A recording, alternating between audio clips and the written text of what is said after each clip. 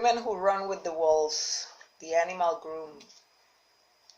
So though the young woman attempts to follow the orders of the predator and agrees to be ignorant about the secret in the cellar, she can only comply for so long. Finally, she puts the key, the question, to the door and finds the shocking carnage in some part of her deep life. And that key, that tiny symbol of her life, suddenly will not cease its bleeding, will not cease to give the cry that something is wrong.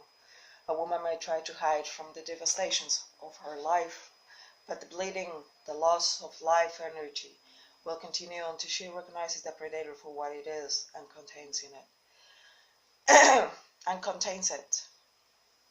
When women open the door of their own lives and survey the carnage they're in those out-of-the-way places, they most often find they have been allowing summary assassinations of the most crucial dreams, goals, and hopes. They find lifeless thoughts and feelings and desires, ones which were once graceful, and promising, but now are drained of blood.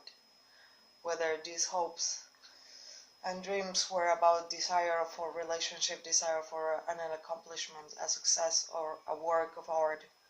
When such a gruesome discovery is made in one's psyche, we can be sure the natural predator, also often symbolized in dreams as the animal groom, has been at work methodically destroying a woman's most cherished desires, concerns, and aspirations. In fairy tale, the animal groom character is a common motif that can be understood to represent a malevolent thing disguised as a benevolent thing. This or more proximate characterization is always present when a woman carries naive presentiments about something or someone. When a woman is attempting to avoid the facts of her own devastations, her night dreams are likely to shout warnings to her, warnings and exhortations to wake up or get help or flee or go for the kill. Over the years, I've seen many women dreams with animal groom feature, or these things are not as nice as they seem, or one woman dreamt of a beautiful and charming man, but when she looked down, there was a loop of cruel barbed wire beginning to uncoil from his sleeve. Another woman dreamt that she was helping an old person cross the street, and an old person suddenly seemed diabolically and melted on her arm, burning her deeply. Yet another woman dreamt of eating with an unknown friend whose fork flew across the table, mortality wounding the dreamer. This is not seeing, nor understanding, nor perceiving that our internal desires are not concomitant with our external actions. This is the spore left behind by the animal groom. The presence of this factor in the psyche accounts for why women who say they wish to have a relationship instead do all they can to sabotage a loving one. This is how women who set goals to be here, there, or whatever by such and such time never even begin the first leg of the journey, or abandon it at the first hardship. This is how all the procrastinations which give rise to self-hatred, all the shame feelings which are pushed down and away to fester, all the new beginnings we are sorely needing, all the long overdue endings are not met. Whatever the predator looks and works, everything is drilled, demolished, and decapitated. The animal groom is a widespread symbol in fairy tales, the general story going something like this. A strange man courts a young woman who agrees to be his bride, but before the wedding day she takes a walk in the woods, becomes lost, and as darkness falls climbs into a tree to be safe from predators, and she waits out the night. Along comes her betrothed with a spade over his shoulder. Something about her groom to be gives him away as being naturally human. Sometimes it is his strangely formed foot, hand, arm, or hair that is decisively outré and gives him away.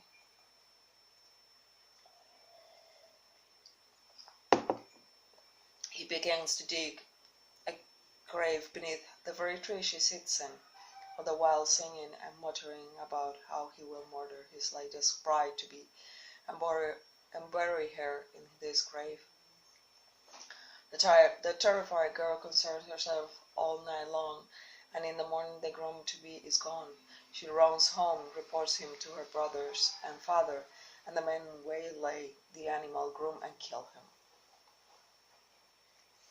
This is a powerful archetypical process in women's psyches. The woman is adequately perceptive, and though she too at first agrees to marry that natural predator of the psyche, and although she too goes through a period of being lost in the psyche, she will out at the end, for she is able to see into the truth of it all, and she is able to hold it in consciousness and take action to resolve the matter.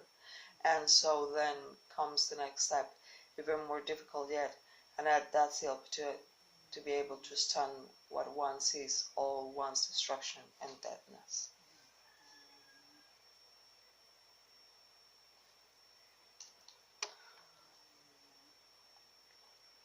Blood scent.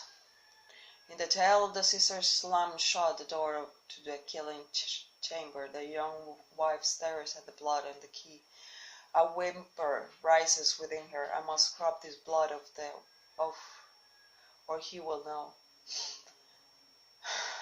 Now the naive cell has knowledge about the killing force loose within the psyche, and the blood on the key is women's blood. If it were only blood from having one's frivolous fantasies sacrificed, there would be but a nick of blood in the key. But it's so much more serious. The blood represents a dissemination of the deepest and most soulful aspects of one's creative life.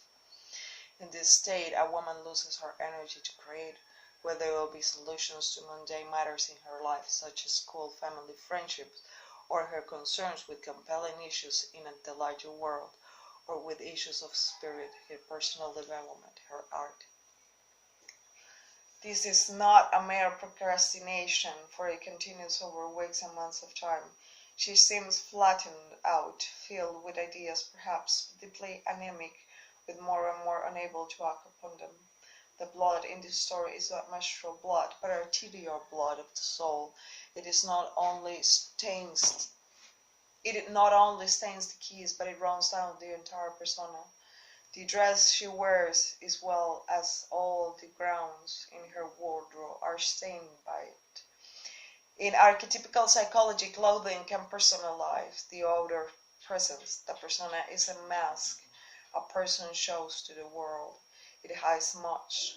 With proper psychic padding and disguises, both men and women can present a near-perfect persona, a near-perfect facade. When the weeping key and the crying question stains our personas, we cannot any longer hide our travails. We can say what we like, present the most smiling facade, but once we have seen the shocking truth of the killing room, we can no longer pretend that it doesn't exist. And seeing the truth causes us to bleed energy even more. It is painful, it is artery cutting. We must try to immediately correct this terrible state. So, in this fairy tale, the key also acts as a container. It contains the blood, which is the memory of what one has seen and now knows. For women, the key always symbolizes entrée to a mystery, into knowledge.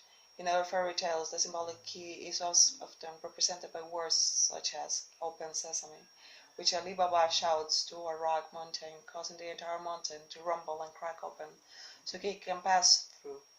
In more picaresque manner, at Disney Studios, the fairy godmother of Cinderella shuttles bittity bottity boo and pumpkins stone into carriages and mice into coachmen.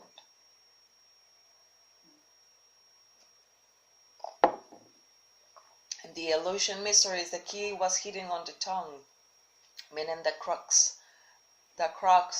of the things, the clue, the trace could be found in a special set of words or key questions. And the words women need most in situations similar to the one described by Bluebeard are: what stands behind? What is not as it appears? What do I know deep in my ovaries that I wish I didn't know? What of me has been killed and lays dying?